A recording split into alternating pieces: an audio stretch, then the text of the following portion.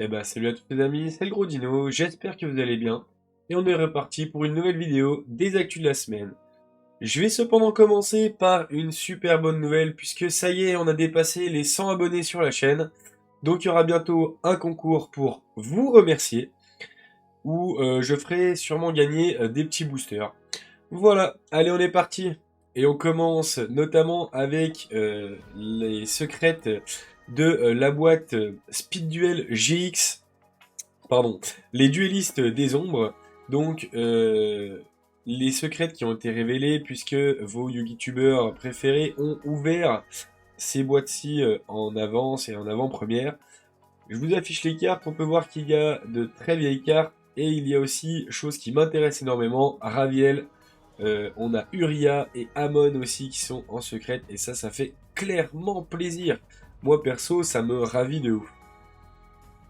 On continue les infos de la semaine avec le nouveau tapis que personnellement je n'ai vu pop que cette semaine, ainsi qu'un Field Center pour le YCS pour le 250e, donc qui se trouvera toujours à Londres si je ne dis pas de bêtises. Où là on peut voir un Field Center juste incroyable. Le tapis personnellement je préférais l'autre, mais le Field Center je le trouve vraiment juste incroyable. Donc bah, si vous arrivez à le récupérer, félicitations à vous. On continue avec une petite annonce qui est arrivée pour le Speed Duel toujours. Euh, la boîte Speed Duel Street of Battle City qui sortira au mois d'août. Donc bah pareil avec des petites cartes emblématiques à l'intérieur. On voit un dieu égyptien, le Dark Magicien et la Magicienne, ainsi que le Jinzo, donc qui sont clairement des cartes emblématiques de Yugi. Donc bah, je trouve ça plutôt sympa, plutôt cool.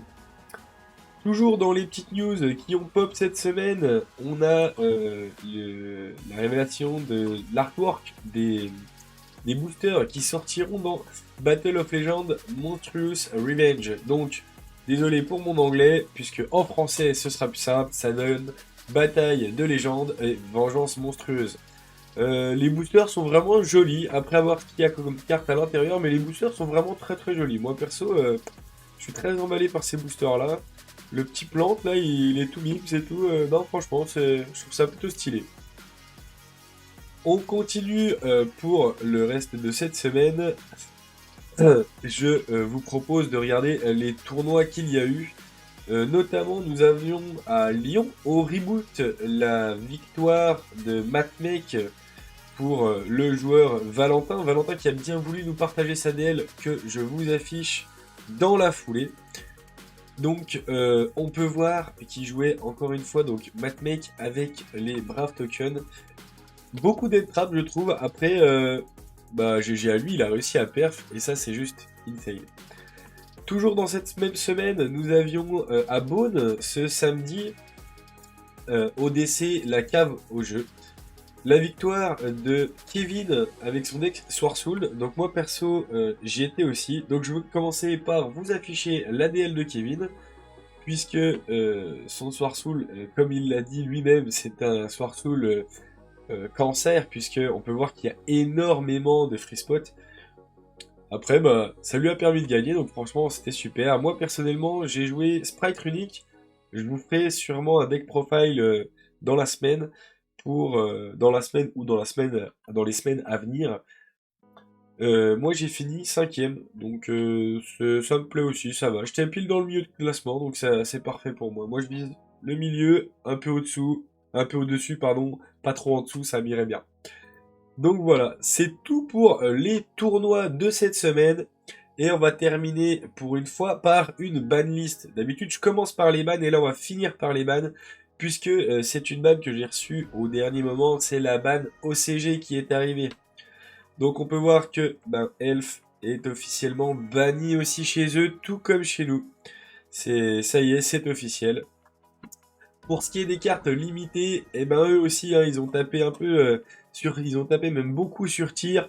Sprite a reçu aussi, Lubellion qui se fait taper dessus.